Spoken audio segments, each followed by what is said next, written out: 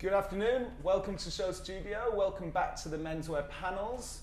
We are going to be talking about Autumn Winter 2015. We have a brilliant panel. We're going to be starting with the Man Show and introducing our guest. Carri, if you would like to start. My name's Carri Munden. I'm a designer, stylist and creative director. I'm Matthew Henson, fashion editor at Complex magazine in the US. I'm Frances Corner, I'm head of the London College of Fashion. Hi, Happy New Year. I'm Cobbie and I'm a stylist working in London.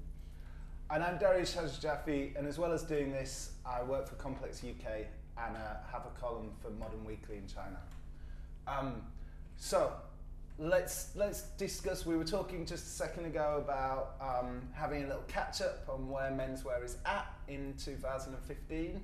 So feel free to vent. Frances, let's hear from you. It's quite interesting because for the first time we showed this morning, we split our men and women's wear collection for our MA students and showed 12 collections, and Daryoush very kindly helped select them down from all of the students that we had. And I think that was very much because we recognise that some of the most creative thinking, we think, is going on in menswear. It's almost as though students feel really liberated and can really reinvent what it is, both in terms of whether it's colour, styling, just the whole sort of androgynous reinventing what it means. And I think that was one of the, for me, some of the things that came out this morning. And I feel it's reflected in the fact that we know there are more sales for menswear going on. And I just think that's the exciting place to be right now.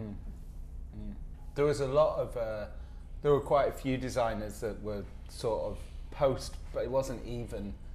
It was like gender was just like left. Left, yeah, totally. It was almost like Phoenix fashion. Yeah.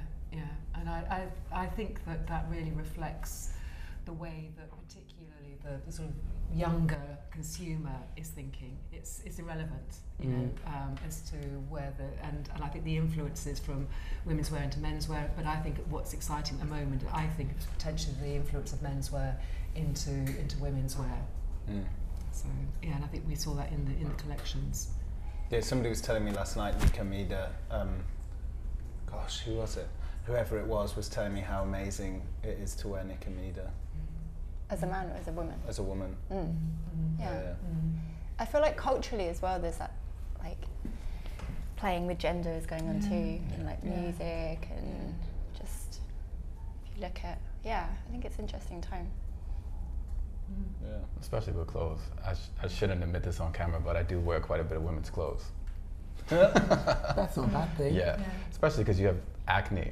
Acne is one of those things that I see and I'm just like, oh, that I could wear that. So I'll just go buy it and just get it tailored. And I think it's probably because there's so many avenues in menswear that has kind of technically been unexplored. And it's kind of about kind of trying to communicate how masculinity can be communicated in so many different ways, other than, you know, a shirt and trousers or chinos. You know, you can still look like a man and wear like fashion now. I feel like, you know, in its simplest sense, if you know what I mean. I think also you've got so many different sorts of influences, very clear. I mean, the sort of the sportswear. I mean, the fact that we're, you know, we've got the sort of, we're in the gym in this set. But I mean, the influence of sportswear for men, and also then you've got the traditional, whether it's tailoring, and then you've got the casual. And I think it's the sort of mixing up. And I think for us also, the sort of cultural references, you know, the fact that if you go to other nations, actually for men, you know, wearing a skirt, sarong, that's sort of, you know, that's perfectly normal, that's culturally, you know, how it is. And I think what we're seeing then is the fact that we've got students and everybody's so well travelled actually mixing it up. So you've got tailoring with, you know, a whole, whether it's sportswear or all of those things put in together. I think it might even be down to the fact of, like, you know, students who are dealing with like the duality of having being a part of not two generations, but two cultures, essentially. You know, so many people have got so many parts of their history that their parents give to them, and then they're then creating their own, you know, traditional values in their own kind of own personal experiences growing up, and it's kind of like balancing the two, whether they are kind of agreeing with or disagreeing with their parents' way of of living, and then they've got their own way of living, and then they've got the way that they want to live. So it's kind of like, you know, playing with all of these different things, and like, how do we kind of communicate that? And it's something that a lot of these students, I find, or, you know, young designers are doing quite well. Like someone like Grace Wales Bonner as well is doing a really, really good job of that. Yeah, I love her work. Really, I'm really excited to see that. I was a little bit confused. I thought she was part of the Man show, and I was like, oh, Grace Wales Bonner, I'm excited. And I bumped into Larry, who's going to be walking in the show. He's one of the guys who's walking in it yesterday, and he was saying he was going to be walking in the show, and I was just excited to see it. Like, he was on the last panel. Yeah. Oh, really? Yeah. And he walked on her show last season too. Oh, really? Love that. Yeah. I love what she does. I think it's a breath of fresh air. Yeah. Yeah. The cuts, it's just something that no one else is doing right now. Yeah.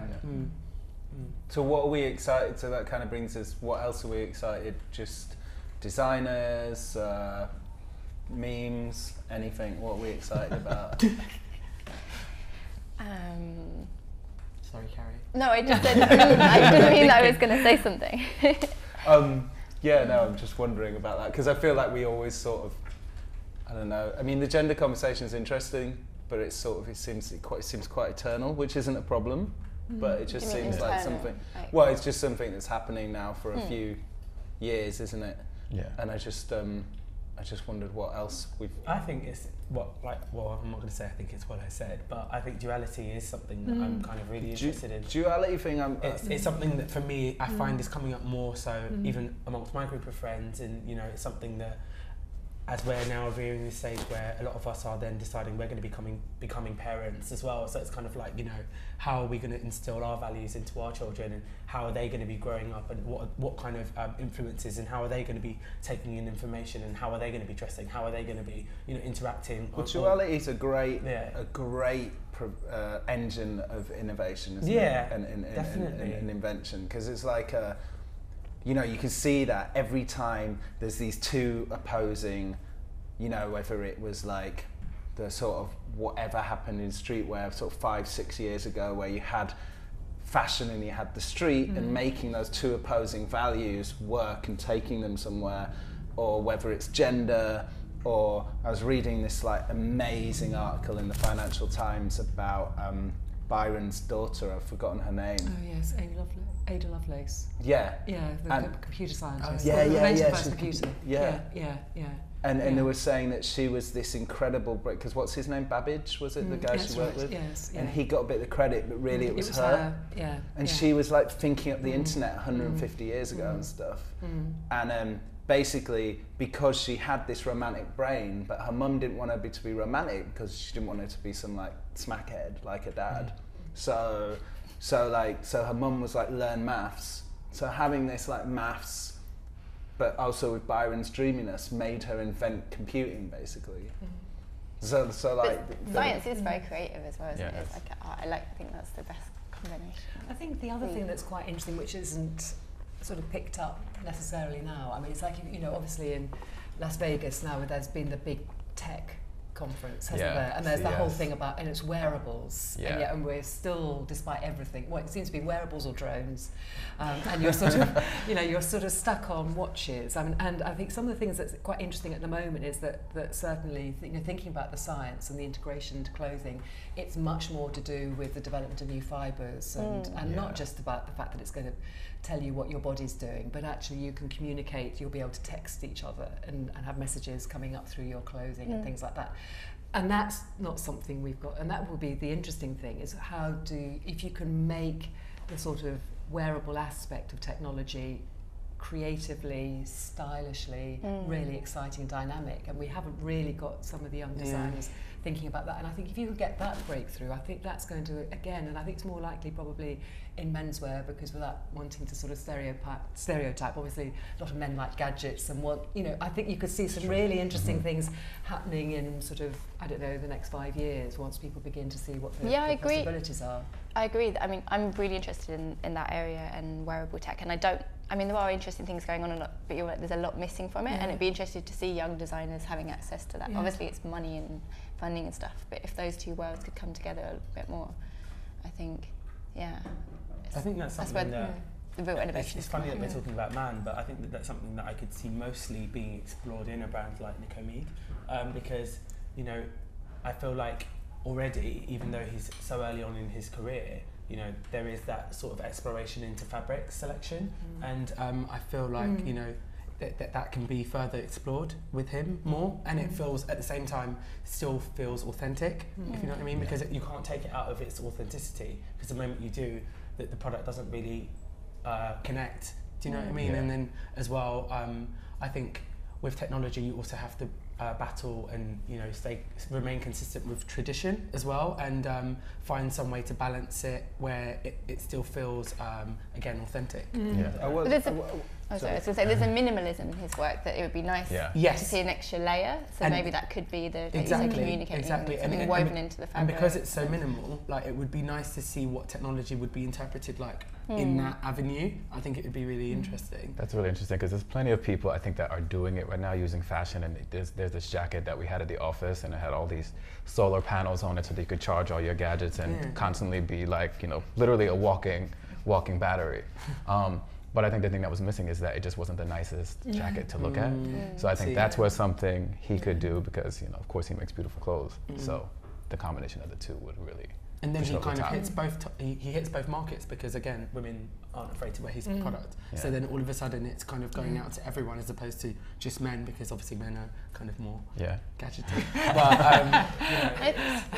But you know, well, they're not. I mean, a lot of young designers, I think, are looking at these things for inspiration, but it's more like their inspiration than actually being in their processes and the materials that they use. I mean, isn't the problem that at the moment the technology tends to be so expensive or clunky that it's either fashion or tech? And you know, and that's because with 3M, that's like a basic thing, right?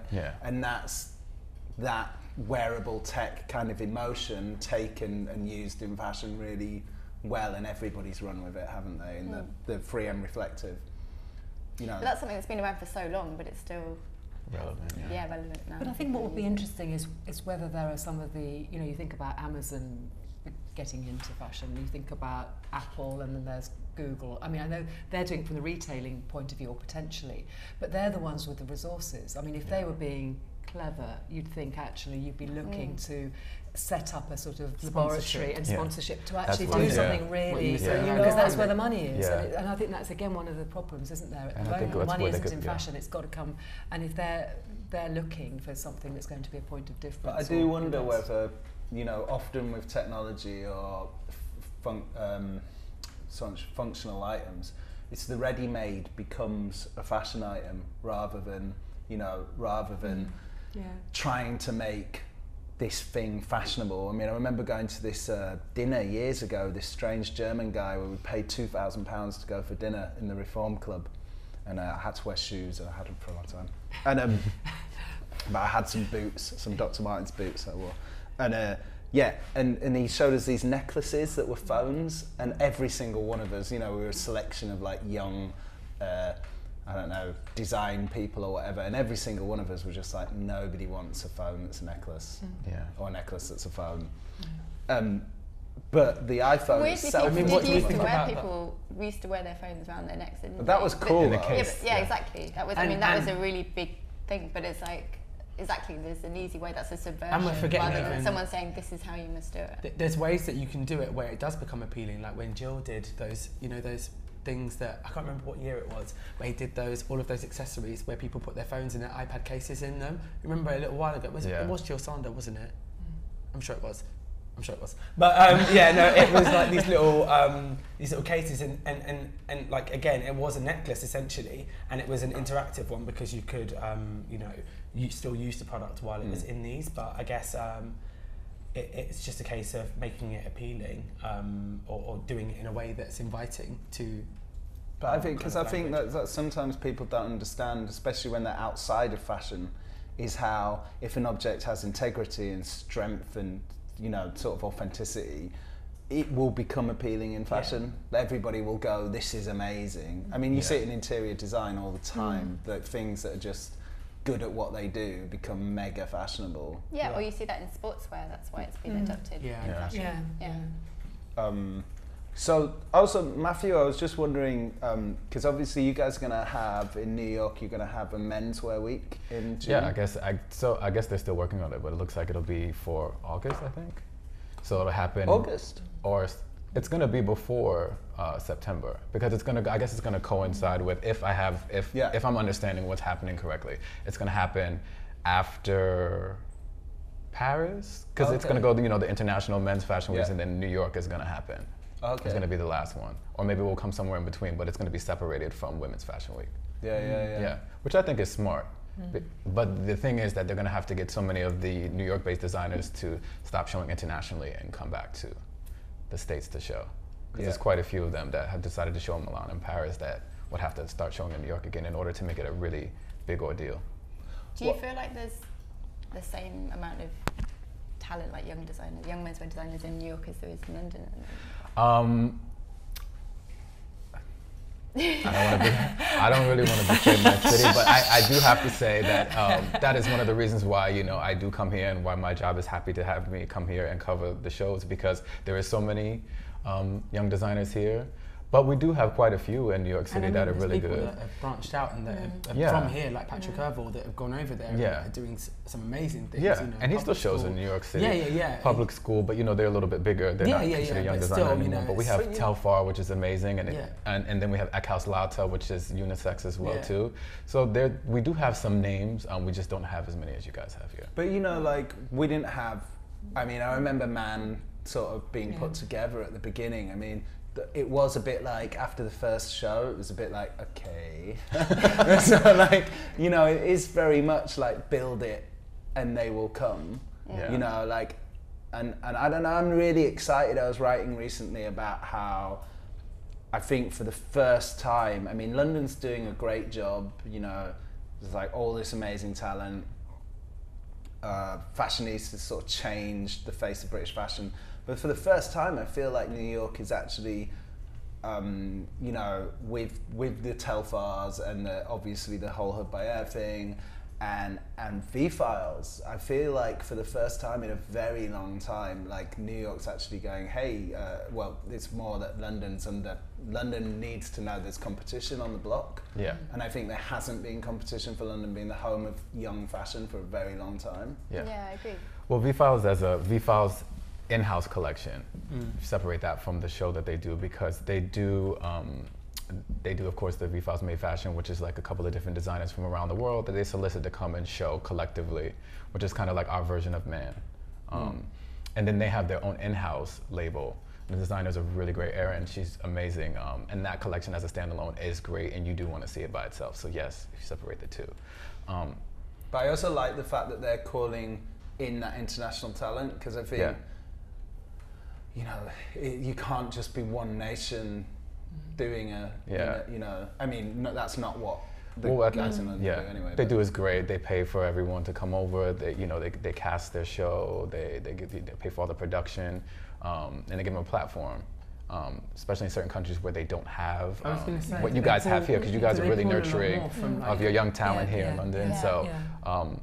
Across the world, it's not like that. Even in New York City, sometimes it's really tough for the younger designers to really get noticed on a larger platform. And after being noticed, it's the support that really helps afterwards, which is sometimes missing. I think that's something special that we've talked about numerous times. Well, I think what's quite cool about V-Files is, one of the things that I always say to people about the UK fashion scene is that you have ID and Dazed. And you just don't have that anywhere else. Like, you have copycats, but they're not as powerful. And V-Files,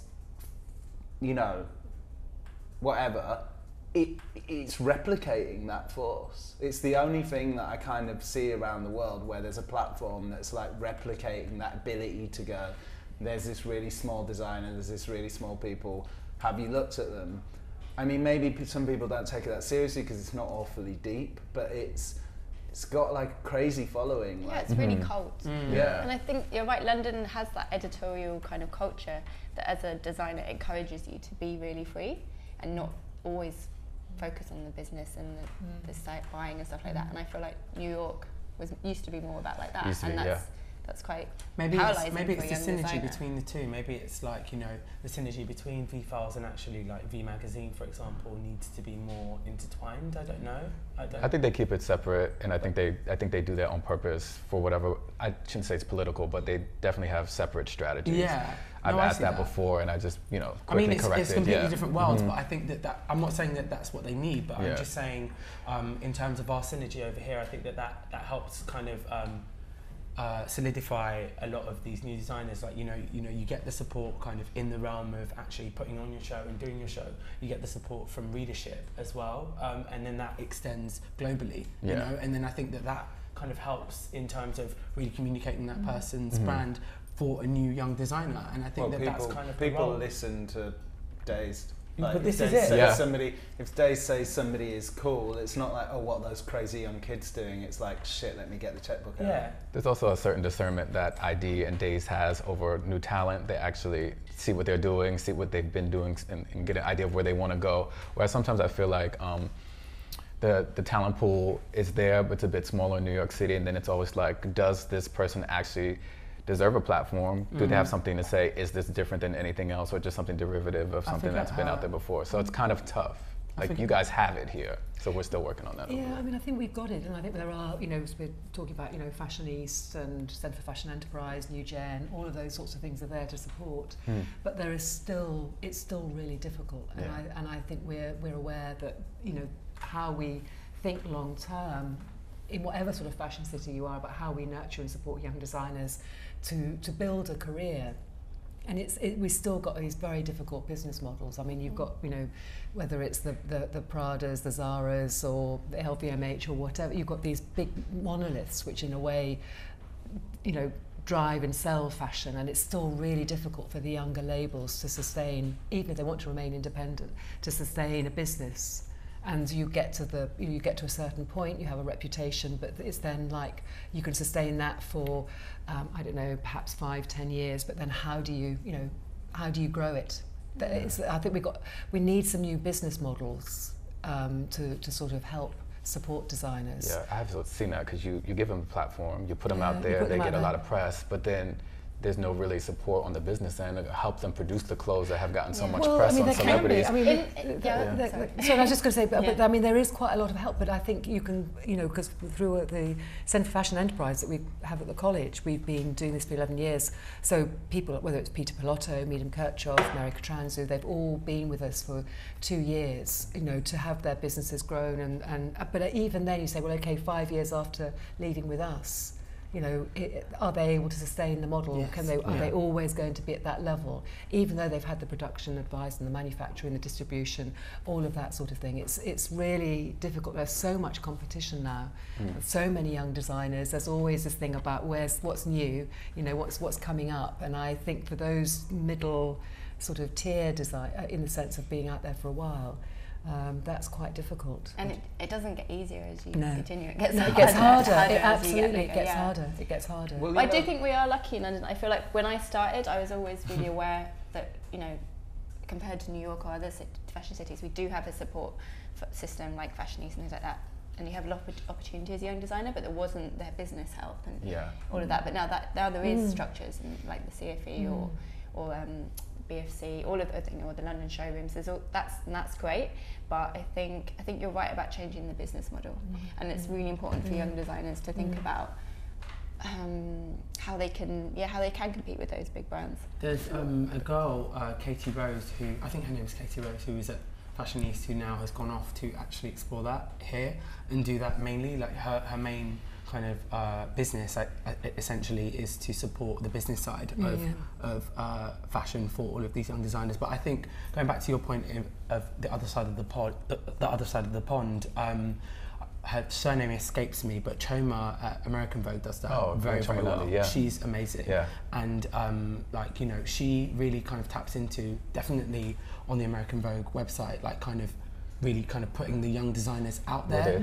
and like they do get the nurturing support from the platforms. I just think that they get it on a bigger scale. So like when Anna like takes you under her wing, like, you know, you're gone, like you're gone. So I think it does happen. It just happens in different ways, and maybe it just needs to be like a smaller scale and like as well. and like kind of, you know, investigating those avenues before they then get to the chomas of the world. I've been very excited. Oh, sorry, I was just going to say, and to work outside of systems, you're saying like changing their business model, but maybe not showing in seasons or selling and doing showrooms, or just thinking about new ways to sell, and maybe directly to your consumer and building your... I think this, for me, it's like a big thing, like, you know, like this, you know, like, it's brilliant. I think it's brilliant how excited we as a city get about new designers, and that we're like, this is the future and da-da-da.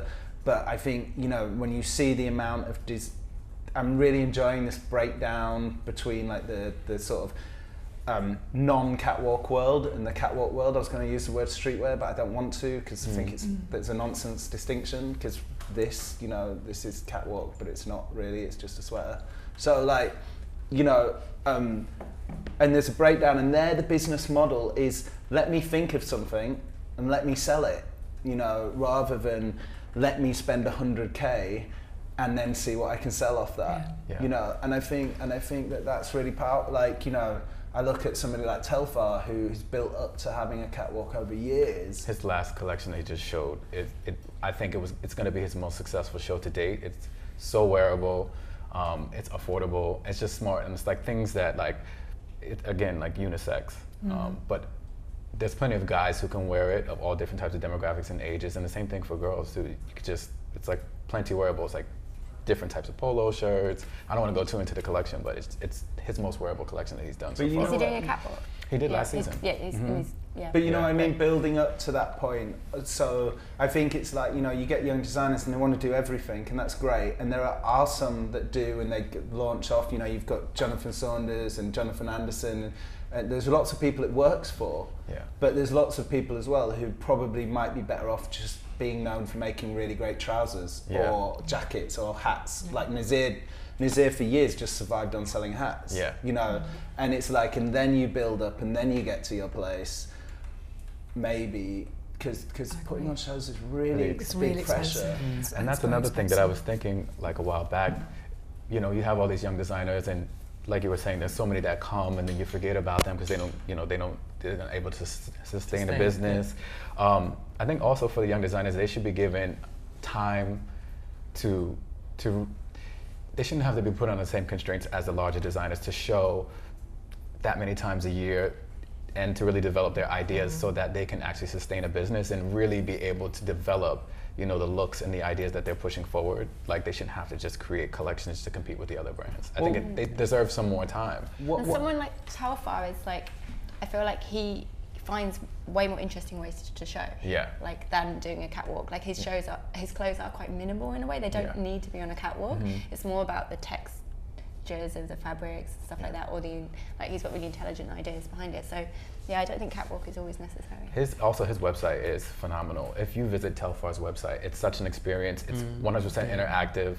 You go, you click on the looks from the lookbook, you can shop them, but also the model speaks the whole entire look from head to toe. Like, I'm wearing this. Like, I don't even know how to explain it. You'd have to visit telfar.net. Well, one of the things one of the things that I thought was really it's interesting is that obviously, like, the catwalk's brilliant because you get to put your world out there, right? And you get to say all the things that you can't just say in cloth alone, right? And you can say all the other things. And it's easy for people to understand. And it's easy for people to understand, but now that we have the web, and it's cheap to make films, and it's cheap to, like, you can put all that world online and then sell one item really well, perhaps. You know, like, it's just that there's an alternative, you know, because I think it's like there's millions of people that have got up through catwalk. Well, not millions, but like there's plenty of designers who have come up through these platforms like Fashionista and done really well. But I think you just hear so many that are just freaked out by the idea of having to do show after show. And I think some things just also don't look good moving. They look good still, and they look good in pictures. So it's like that balance between that. everyone doesn't need to do a catwalk. No, and I think that's where, again, the pressure, because I mean, people end up, you know, their parents mortgage their houses. I mean, the tales can be horrendous as to what people do because the idea is that you've got to have it on the catwalk, and if you don't do that, then you can't make it any other way. And I think that's, again, coming back to that point about dazed and ID. There are other ways that you can get support from, you know, sort of really influential media, which isn't just about showing it on the catwalk. But again, we have to be encouraging young designers to feel that is credible, and I think that's one of the other sort of insidious pressures. That it's felt that unless you're on the catwalk somehow. Well, I think it's about just understanding. I was talking to the editor of One Granary, which is St Martin's magazine, and she was saying, you know, there's this obsession within student land that you have to be successful in your early 20s. Yeah. And it's like, you know, that's not true. And it's like, these guys, they're there in their early 20s and they've got runway show, and that's great for them. But just because you haven't got that now doesn't mean that you're over, or that, I mean, the amount of, Armani was what, 38, 39 when he did his first collection? Yeah. You know, it's like, I mean, and he's pretty big. I mean, there are the exceptions. I was talking to Sydney French from Dior yesterday about RAF and what's happening there, and again, the idea of being able to survive and design at that sort of level now. You can't just do it really young. I mean, you just can't sustain. You have to draw on so much creative energy, and you know, I think you've got to build that up. You've got to build up a whole series of confidences and understandings, and also that sometimes things go wrong, and you have to be able to get through that, because you don't get the acclaim, things don't work. All of those things. People learn from absolutely, and you can't do that in your 20s. You can't. Well, some people can. Yeah, some people but they are accepted. They are. J.W. Anderson can. Yes, but they are. But very often it's like on one hand, isn't it? Yeah. But at the same time, J.W. Anderson has been around for quite a while now. You know, like in terms of his approach. I don't know. I don't know. I just remember, like, you know, being however old I was, like being on whatever blog that I had at the time, and like writing about his first sort of thing, like saying, oh, I like these hearts on this jumper, like it's cool, and not really understanding why I felt such a connection to him, and then kind of, you know, seeing the expansion and kind of seeing his mind blow my mind, and then like, you know, kind of having that relationship with the designer growing. And I think that, some people have the mind for it straight away, or some people have a taste for being inquisitive straight away, and some people don't. You know, they have to kind of go through something shocking in order to kind of propel them into really putting their true voice forward. I guess it's about knowing yourself, and I guess that's quite hard in an industry where it is so much pressure on you to succeed and young, and like that. Also, if you're only as good as like your last show, and when you make that mistake, it's hard to come back. Whereas in other creative industries, that's kind of expected. You can make like a bad film and then make a good film, and that's kind of like normal. Well, you not don't normal, have any but chances. You don't get a second chance at it. They don't give you a second chance. And again, that's what comes back to your point about that not putting so much pressure on the catwalk as well, because that then allows for that more. You know, if you don't kind of open yourself up to that world, then you allow yourself to kind of, you know, just explore and just, you know, I mean, it's incredibly exciting and fantastic and wonderful that sort of 16-year-olds and 24-year-olds can do fantastic things and say, hey, this is a new generation and you're all wrong. But it's also a terrible pressure to put onto people that if you don't do it at 24, you know, I mean, there's been people through the Man Show that have been nearly 40, you know, and people forget that, you know, like Tom Murphy, you know, like, and that was one of the most vital, interesting shows. And I think, it's a shame if people cripple themselves thinking they've got to do it so quickly. But let's we should look at them. We were even here. We should look at the hot young fashion guys of London fashion.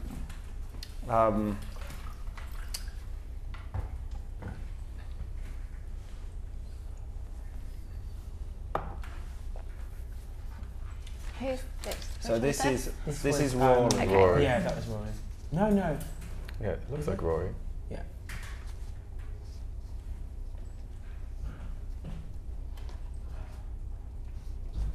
So this is Rory's debut show.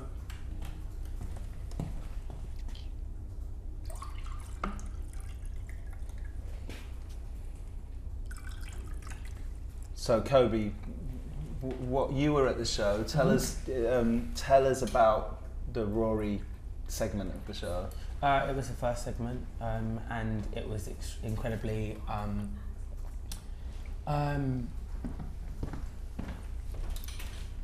incredibly expensive is what I kind of felt.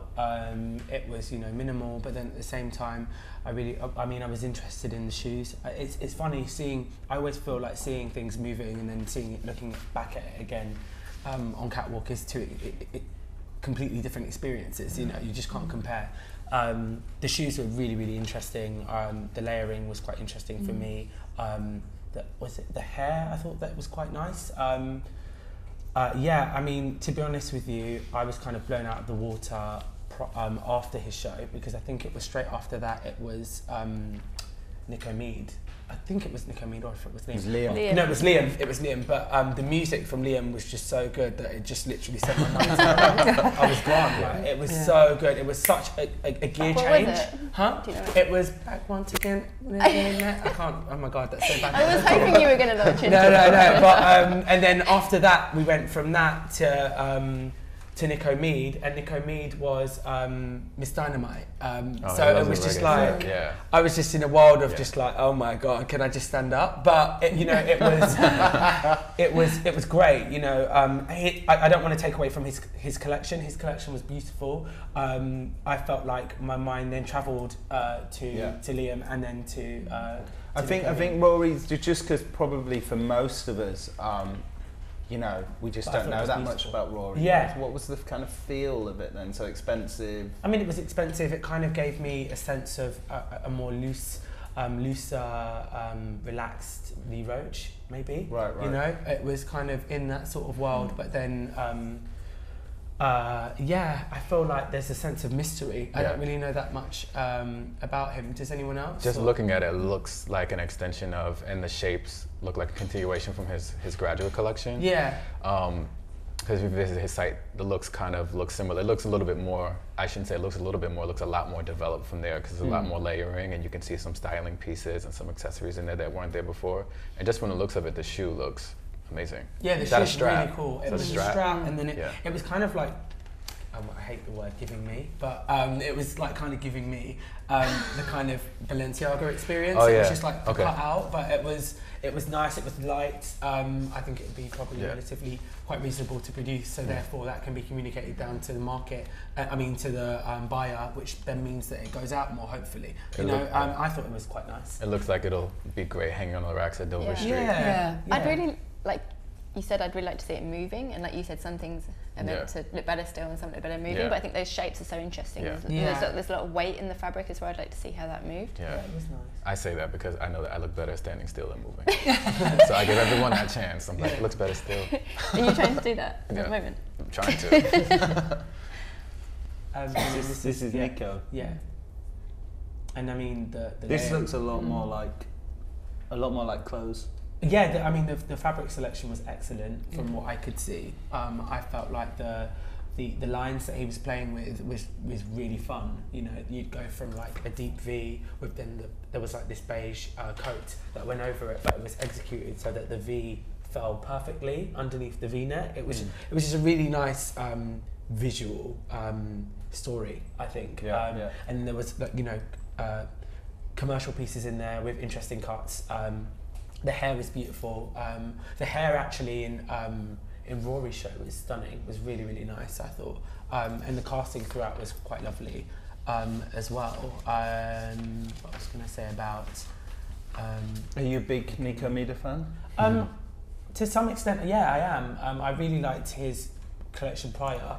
I don't really know that much about him. I haven't given it that much kind of research and time, but I think he deserves it. I think that there is definitely capability there, and I think that he has ideas. You can see that he has ideas, and it's a different experience from his last collection, which I like. Yeah, it's completely different. Yeah, and it's kind of like in the world of like a sort of Sean Sampson and a Wang now, and it was more like, you know, a Raf experience before. So it's kind of like you know, his taste for exploring different things is kind of interesting to me. And his clothing completely sold out at LNCC. Wow, really? Yeah, and there was they had almost, I won't say the whole collection, but they had so many different pieces. They had a variety of, you know, knits and jackets, and they had pants. Yeah, I got a pair of pants, luckily in the nick of time as soon as the sale hit. So it's like a pair of denim pants, they zip up the side so they get really wide. Their sales are really good. I mean, when they decide that it's sale time, they're like, and that's when I decided it's buy time. We shouldn't talk about it though, because they'll probably change it. Well, no, it's already sold out. Like, you know, you got no, it's in their sales. Their sales are really good. Sorry. Yeah. Okay, Francis, what do you think about the designers at this year's Man? I think, what do I think? I really like these Nico Meads because I like the layering and I like the simplicity. I think the fabric choice looks really good. I think the first Aurora's collection, it looks stunning, but I'm not. It hasn't got the sort of edginess. Exploration as well. Yeah. I think it's still, maybe he's still just finding out how to sort of push it. And we went quite quickly through the middle. Liam, I didn't quite sort of see those so much, but I think these really, really stands out for me. From Nico was like kind of in the world of Rory, but then there was like this silver layer that was underneath it, so that as he was walking down the catwalk, you kind of caught it and it kind of sucked you in, and it was really nice. So I just think that there was things that even if you are minimal, you can do to kind of bring attention to detail, and that's something that I think he gets quite well, you know. I think the Rories looked really beautiful. Yeah. And I liked it, but this somehow grabs the Nico Mead sort of. It's because I think for me it's the contrast of the fabrics that really brings it to life. So there's a similar sort of feeling about layering, which I think is interesting, and a sort of ambiguity around some of the shapes as to whether they're skirts, trousers, you know, dresses or whatever. But I think it's really exciting because of the fabrics. And this is Liam's. Yeah. Last season, Liam was so controversial. Do you remember? Everybody was being they were so focused on, again, Nico Mead, and I thought that his collection was really good and it played into his theme perfectly. Yeah, he had the narrative was about a group of guys, like a Cub Scout group. Yeah. And it fit perfectly. And there were so many things you could pick out and make wearable, and all the things that were patchwork he did by hand, it was really stunning. Carri, Liam used to work for you. Yes, he did. Wow, cool. I was going to say he's like my little brother, but he's way taller than me. He's my big little brother. And so I'm glad that you give us an insight into his psychology. He put so much work into his collection by himself that it was, to see it, it was just like, wow. And I think all these collections, I think we all there's a lot of layering, and it's interesting seeing how each designer does the layering. And I think with Liam, it's different fabrics, but it's also the graphics and the print, and he breaks that up, and that kind of breaks the layering up as well, and that's really interesting. And there is many wearable things. I think if he read any of the reviews that he got last season, I mean, he can clearly listen to them, because there's so many things that you could just take off and put on a hanger in any store, and someone will go and pick it up and buy it not knowing what it was. It doesn't necessarily have to be attached to his name, because it's just more wearable. I remember Charlie Porter has been really supportive of Liam and a lot of young designers, but that was what he said to Liam. He said, break it down, because Liam's first collection was so heavy. It was massive coats and this layering, and it was I liked it because it was so masculine. It was so masculine. Raw. It was like good old boys. Yeah. But it's like if you strip that back and see each of those layers and each on their own, they were really beautiful pieces, and I think that was good advice from Charlie. There was one past the all white look who wouldn't wear that. It's so simple and clean, and it's cut well. It looks great. I mean, for me, I think it was like a denim material as well, because I took a picture of that white look, and it had like a frayed bottom as well, which was really the detail again. I mean, I think Liam's really talented, and you go through I feel like there isn't enough hours in a day sometimes. I remember when I first started kind of finding out about his pieces, and kind of going into his showroom at December and sitting down with Maddie and saying, just tell me about him, what has he been doing? And I know he kind of took some time out before he kind of started designing again, and he's just really, really interesting, and I think that he that comes across in the way that he puts his pieces together as well.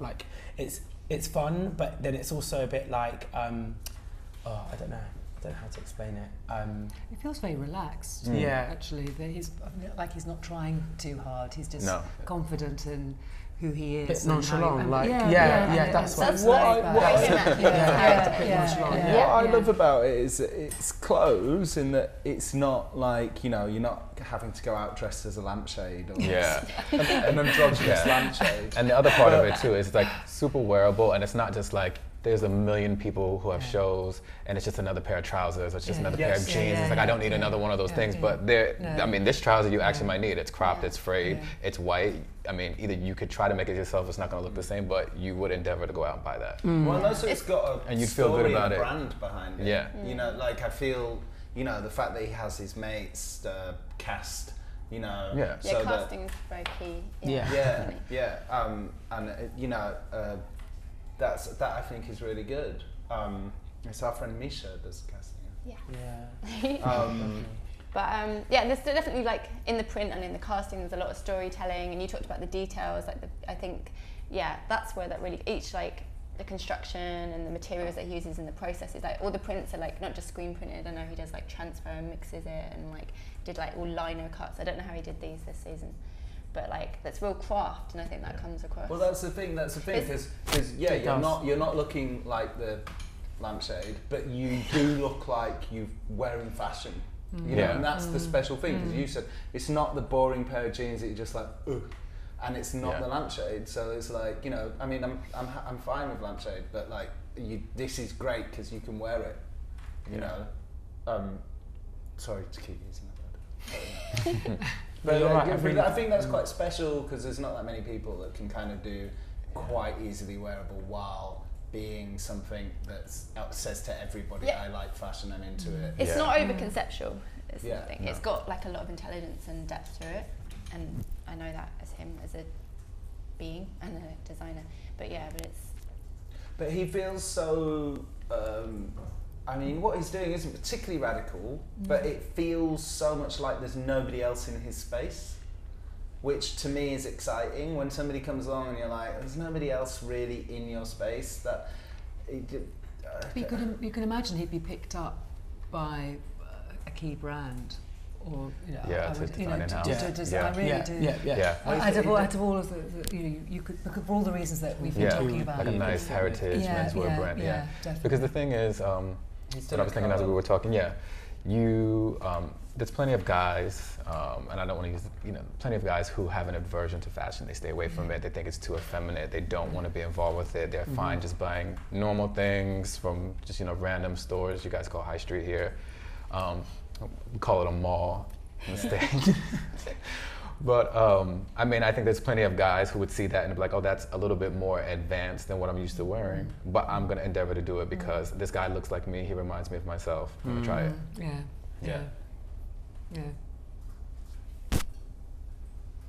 Yeah, the sort of giant Danny Brown of British fashion. what? Because he is really tall. Like, can you explain that comment, please, Terry? Well, because he's got like a broken tooth. I know, but no, I love that. Just so that everyone knows that. I remember Maddie saying to me as well that he had the option to get it fixed, and he was like, "No, I'm just gonna." So much Carri. Oh my God! He was I like, can "I'm just say not the gonna girls love it. Yeah, I love I thought it was Liam's really cool. missing teeth. Yeah. It's definitely a pull.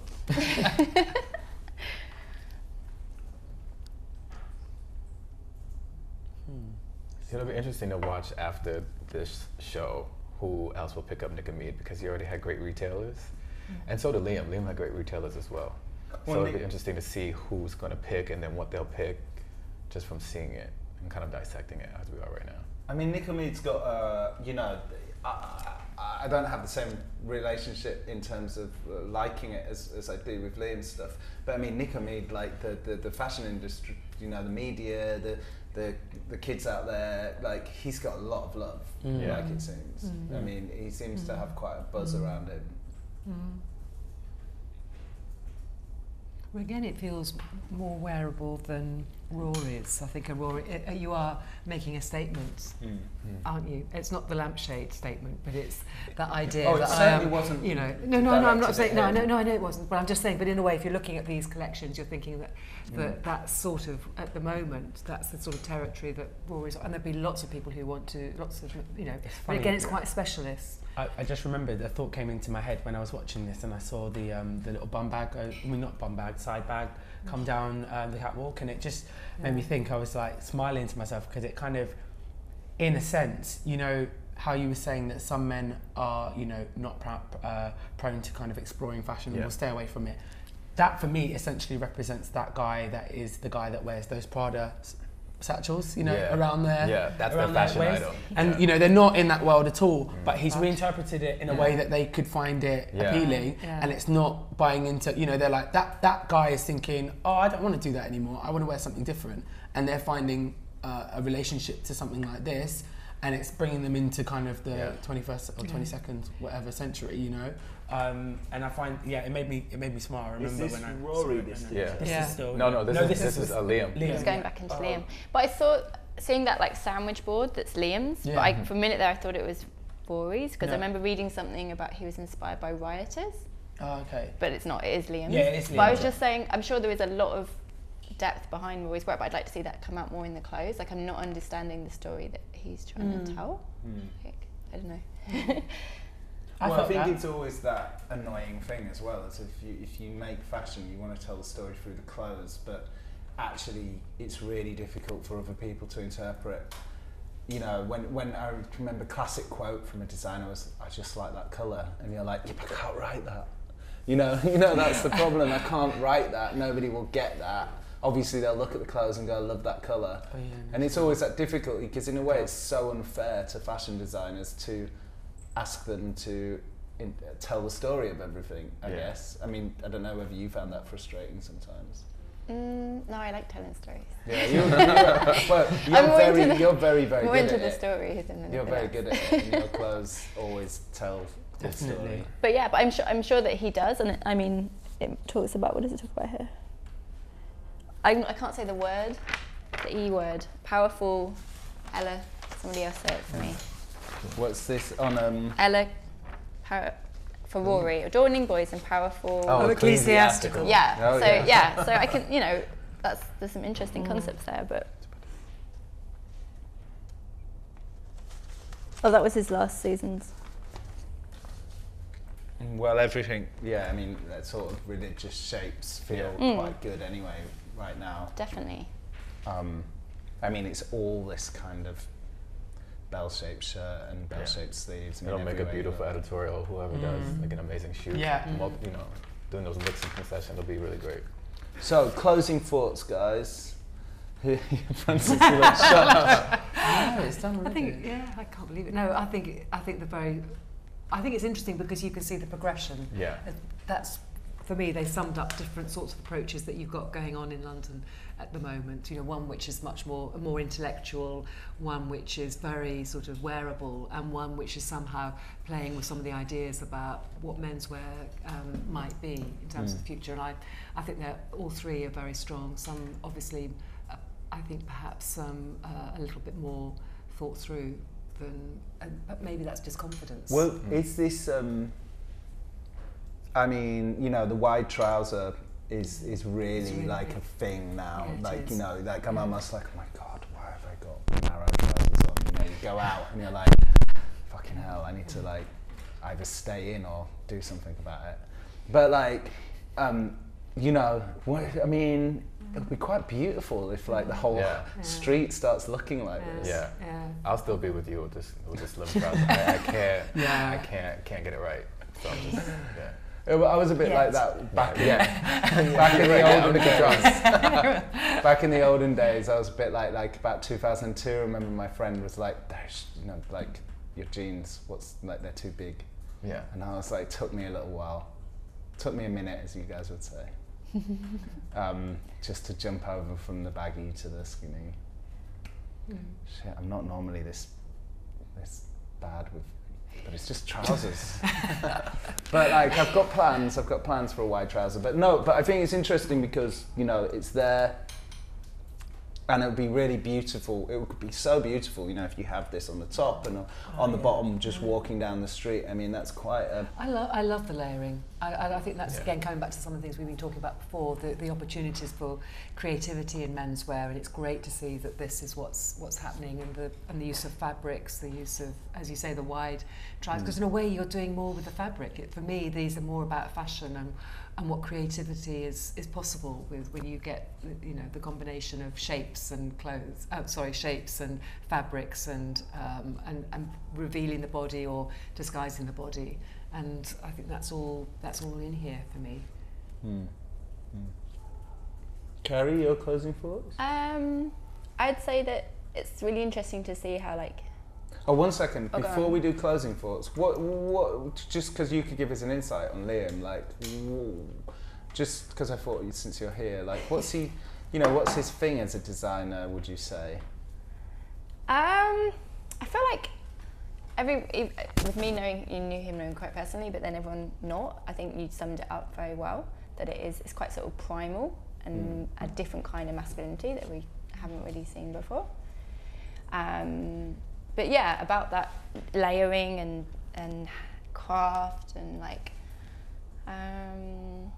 but silhouette as well, and that's what was going to be my summing up, if I could do.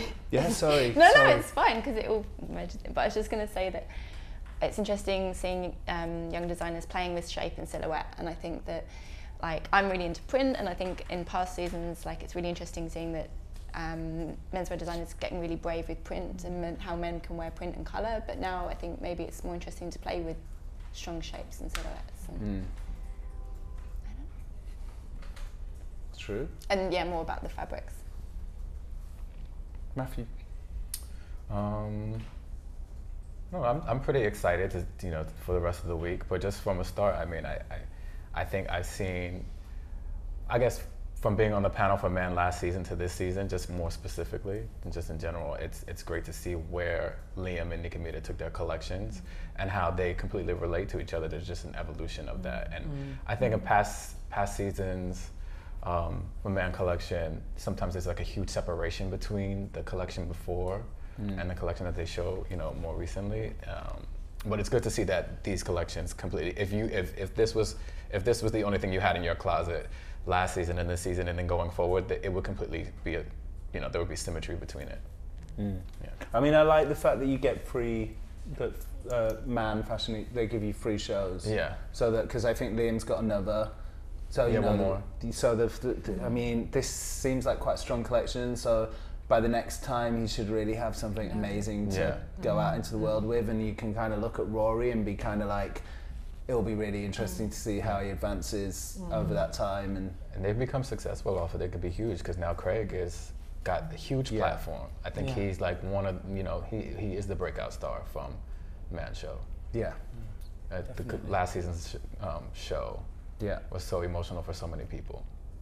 And it's going to be probably his best-selling collection as well, too. Yeah, interesting. I think, was you going to go with I've done it.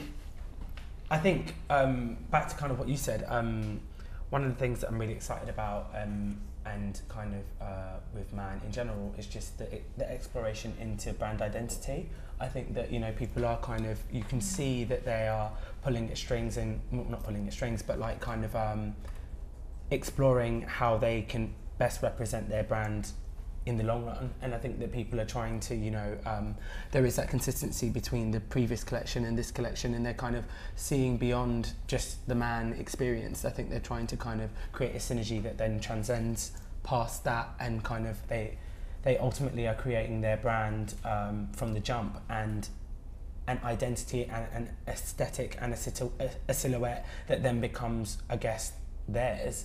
So it's just kind of seeing that and seeing that exploration and seeing how people can jump, like, you know, with Liam, how he's jumped kind of in a different way, but then at the same time it's been massively beneficial for him because he's now produced a collection that is very, very wearable. So it would be interesting to see how his sales do, and then off the back of that, what he does with the funding to then be able to create his final collection. You know, it's going to be interesting. Well, I think it's sort of you just sort of inspired me to think a little bit about